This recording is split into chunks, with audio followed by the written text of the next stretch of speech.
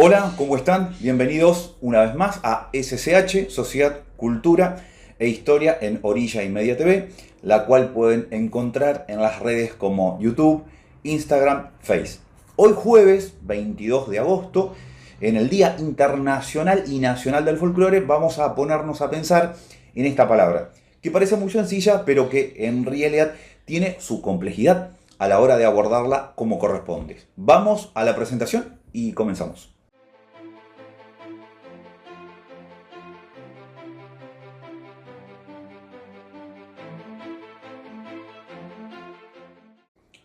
Como decíamos, en el Día Internacional y Nacional del Folclore. Internacional en referencia al arqueólogo inglés William John Thoms, creo que se pronuncia así, y nacional en honor a Juan Bautista Ambrosetti, precursor de la arqueología y antropología argentina, nacido hoy casualmente, hace muchos años atrás, por supuesto, en Gualeguay, Entre Ríos. Vamos a ponernos a pensar en esta palabra que parece muy sencilla, pero que en realidad tiene su complejidad a la hora de abordarla como corresponde. No voy a descubrir la pólvora, como se dice habitualmente, para referirnos a algo muy obvio, que estamos viviendo una época donde todo tiene que ser fácil, donde con simples palabras que todos comprendan y en muy pocos minutos se tiene que explicar todo. La paciencia no es una de las virtudes actualmente, precisamente. Bueno, para charlar hoy con respecto a esta palabra, folclore, no podemos sintetizarla en un minuto. Es un poco más complejo. Y a la vez es una palabra maravillosa. Tampoco vamos a estar una hora, pero sí unos buenos minutos como para abordar como corresponde este concepto. No voy a ser yo quien exponga este tema, será un amigo, un compañero, que en este segmento de Sociedad, Cultura e Historia ha estado presente en más de una oportunidad. Vamos a escuchar a Ricardo Maldonado, o como él mismo expresa en este audio, un pensamiento en voz alta, para reflexionar sobre este día y esa palabra que nos envuelve a todos. Desde ya, muchas gracias a Ricardo por su tiempo. Hablemos de folclore, de esta palabra compuesta que tiene que ver con el saber del pueblo, la tradición del pueblo. Folklore. Bueno, ese saber del pueblo, el folk, la sociedad generalmente rural, suburbana, antiguamente se la vinculaba al ámbito de las culturas primitivas. Hoy en día el concepto es mucho más amplio, pero el folclore tuvo su origen en la inquietud de transformar a la investigación y a la recopilación de los saberes populares en una ciencia, y esa ciencia como tal debía tener sus recaudos documentales, sus recopilaciones, sus clasificaciones, y nos atenemos allá a los comienzos, a los orígenes de esta ciencia en Inglaterra, el 22 de agosto de 1846, cuando William John Thoms publicó en una revista una carta en que empleó por primera vez el término folclore. Folk, pueblo, gente, y lore, saber, conocimiento.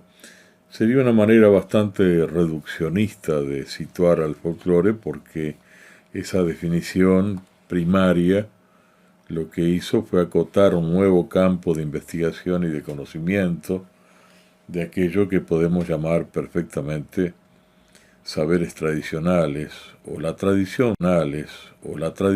lisa y llanamente de los pueblos, con todas las implicancias culturales, simbólicas, tecnológicas que hacen a esos saberes que perduran, perviven, se transmiten oralmente y van trasvasándose de generación en generación y hacen, en definitiva, un modo de ser, a una identidad.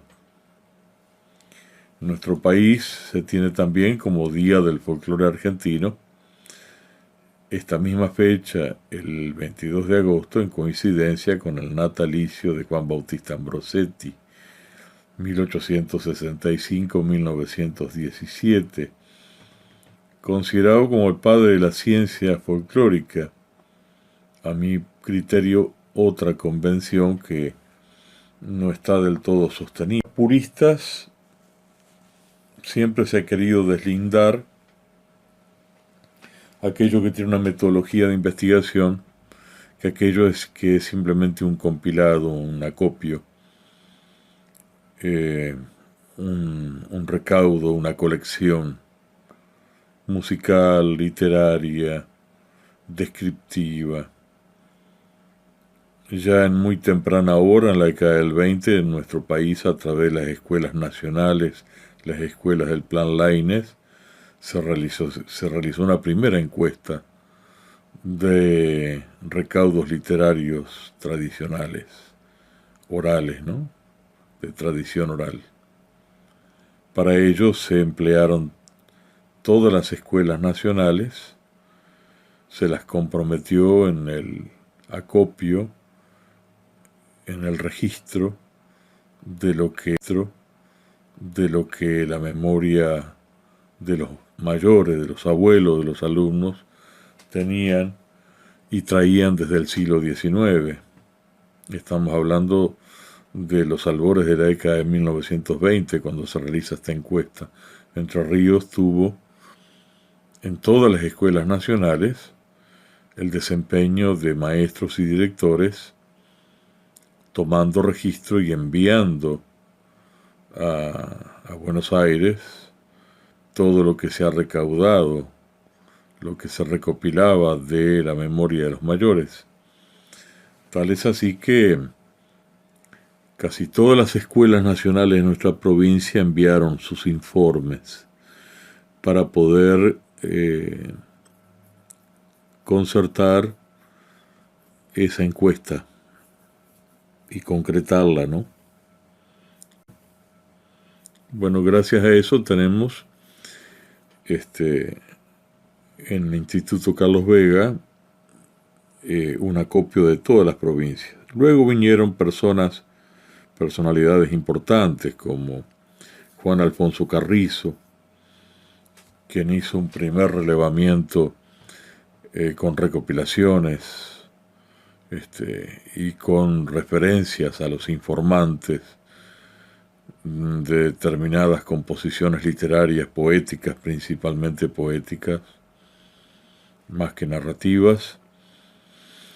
Y así él hizo los distintos cancioneros, pudo elaborar el cancionero de Tucumán, de Catamarca, y acá en Entre Ríos también hizo recopilaciones en distintos lugares, en Villaguay, Victoria, en provincia de Buenos Aires también.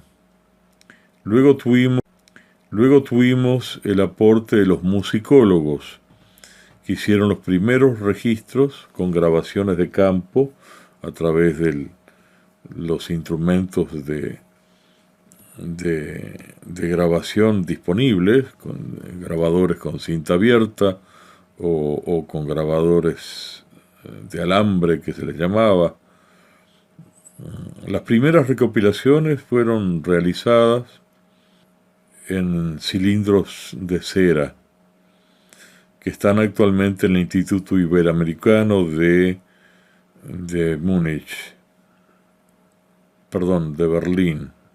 Berlín, en Alemania. Ahí está el Instituto Iberoamericano de Cultura y allí están archivados esos primeros relevamientos hechos fundamentalmente en provincia de Buenos Aires, en la ciudad de La Plata, a través de la iniciativa de algunos compiladores y de un compilador principal que tuvo en aquel entonces nuestro país, que fue un investigador que aportó lo suyo en ese momento, que fue Roberto Lehmann Nietzsche. Roberto Alemán Nietzsche fue el que también grabó cantos aborígenes del sur y del Chaco también. Bueno, ese afán de registro sirvió por lo menos para documentar lo que se traía de memoria, y a partir de ahí comienza un trabajo de recopilaciones, de saberes, de costumbres. El folclore actualmente forma parte de una rama de la antropología cultural que va mucho más allá del registro parcial de determinados cancioneros o determinadas costumbres, sino la comprensión más cabal, más compleja de la sociedad en sus rasgos tradicionales, en aquello que viene forjándose y definiéndose de generación en generación. En cuanto a la organización social, en cuanto a los patriarcados, los matriarcados, en cuanto a las estructuras también de producción, de organización social, de tal manera que el folclore muchas veces desde el punto de vista antropológico viene a ser un poco lo más pintoresco, lo más llamativo. Y a veces se dice, claro, eso es folclórico, se lo dice de una manera bastante despectiva, cuando simplemente se le quiere dar al folclore la característica de algo de color, de una nota de color, o que es nada más que ilustrativo, que es de alguna manera supletorio en el sentido de la verdadera esencia de un pueblo, ¿no? Esa nota de color, eso que es folclórico, muchas veces está vinculado al espectáculo, a las fiestas, a lo decorativo. Pero aquellos que comprendemos el folclore, digamos, en los saberes profundos del pueblo, sabemos también que en el folclore caben todas las tradiciones y la comprensión profunda del pueblo en su personalidad colectiva, en sus características. Título personal, me ha tocado empezar a recopilar cancioneros que de otra manera se hubieran perdido irremediablemente a principios de la década del 70, 1974, ya empecé a hacer recopilaciones, grabando a viejos guitarreros y cantores que traían de memoria décimas y motivos de estilos, fundamentalmente, estilos y milongas en la parte musical y en letras fundamentalmente décimas, y que habían aprendido de otros y de otros. Eran realmente piezas auténticamente folclóricas. Hoy se le llama folclore a todo lo que es proyección folclórica, pero para que una obra sea folclórica debe ser tradicional, debe ser de transmisión oral, debe tener vigencia en un ámbito determinado y debe ser anónimo, porque evidentemente con el correr de la memoria de uno a otro, poco ha importado, siempre a los pueblos le ha importado muy poco la autoría de tal o cual letra. La han empleado, la han adaptado, se han nutrido y se han valido determinados instrumentos musicales para generar otras músicas y otras manifestaciones de su propia personalidad colectiva. De tal manera que el folclore también es dinámico. No es una pieza de museo, una pieza folclórica. Es absolutamente dinámico y es funcional. Eso lo definió perfectamente Augusto Raúl Cortázar en sus ensayos sobre qué es folclore, ¿no?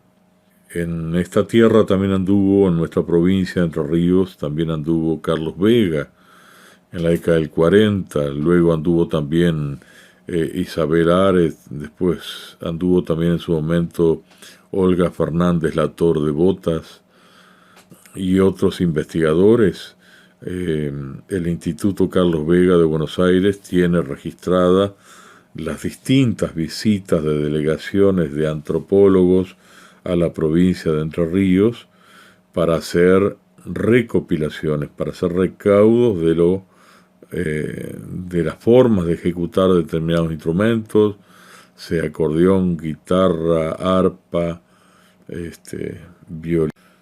Y luego, por supuesto, en la banda oriental, en la República Oriental del Uruguay, la presencia eminente de Lauro Ayestarán, quien realiza trabajos de investigación de campo. Trabajos tan pormenorizados donde cada registro tiene no solamente la grabación magnetofónica de la interpretación del portador de tal o cual especie musical, tiene a su vez una ficha bien descriptiva, tiene a su vez una fotografía del intérprete, de tal manera de que los trabajos se han hecho de una manera totalmente científica, ¿no?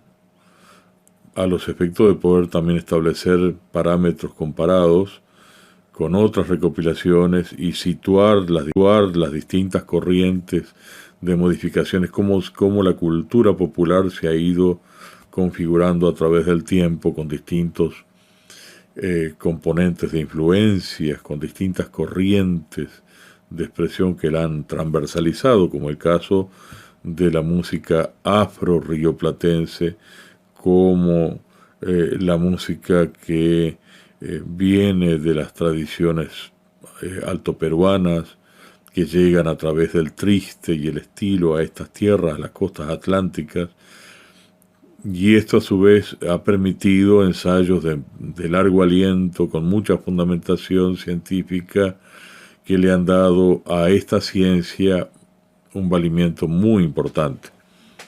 El caso de Folclore Platense, uno de los libros principales o uno de los ensayos principales de Carlos Vega, ¿no?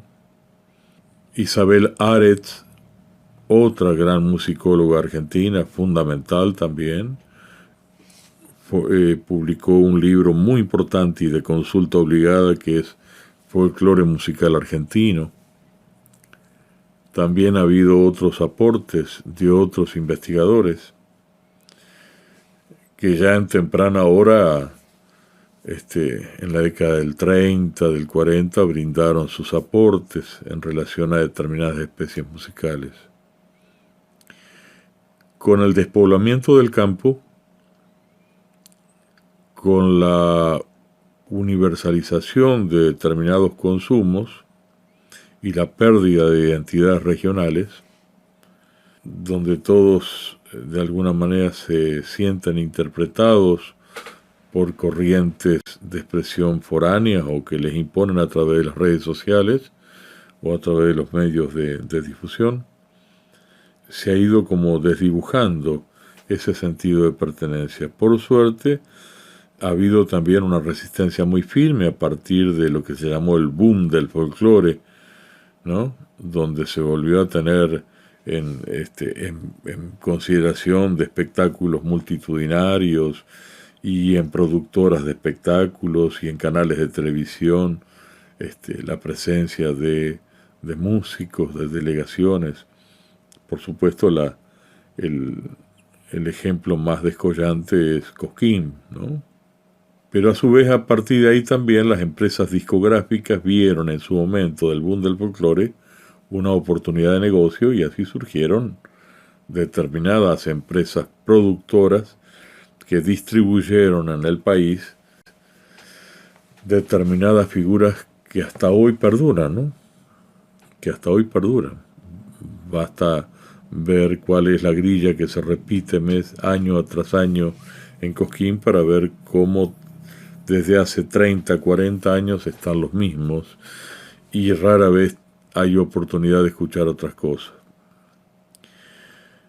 Esos festivales multitudinarios y estas posibilidades desarrollar el gusto por nuestra música nacional o nuestras músicas regionales de raíz folclórica, cumplieron y siguen cumpliendo un rol importante. Evidentemente, el mero afán comercial o el mero afán de generar un espectáculo masivo hace de que los productores vayan a los números fuertes, así llamados, o de éxito seguro, y queden en el margen, queden marginados, queden fuera de la convocatoria cientos o miles de músicos, escritores, artistas, que rara vez tienen oportunidad de llegar a un público masivo, ¿no? A un público mayoritario.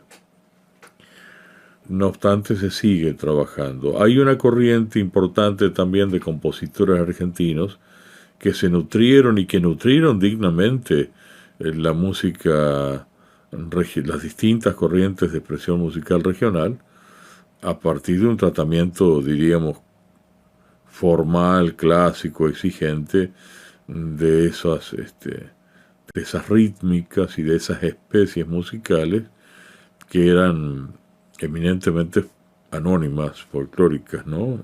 Auténticamente folclóricas.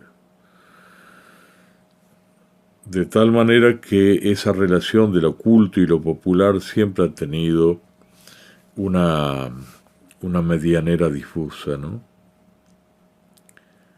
Mi experiencia como recopilador, como intérprete, yo interpreto letra y música anónima, he musicalizado letras, composiciones literarias anónimas y he utilizado composiciones musicales anónimas con textos poéticos de mi autoría.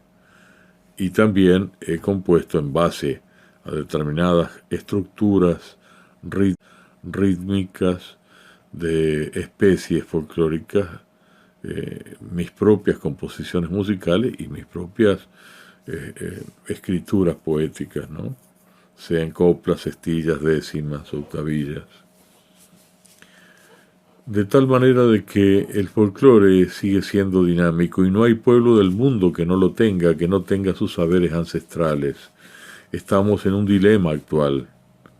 ¿Hasta dónde los pueblos van a poder pervivir con sus identidades, con sus culturas, sin ser uniformados por el consumo masivo de las redes sociales, donde de norte a sur, de este a oeste, todos escuchan la misma música, todos reciben las mismas informaciones, todos desarrollan los mismos gustos, todos son cruzados o transversalizados por las mismas modas?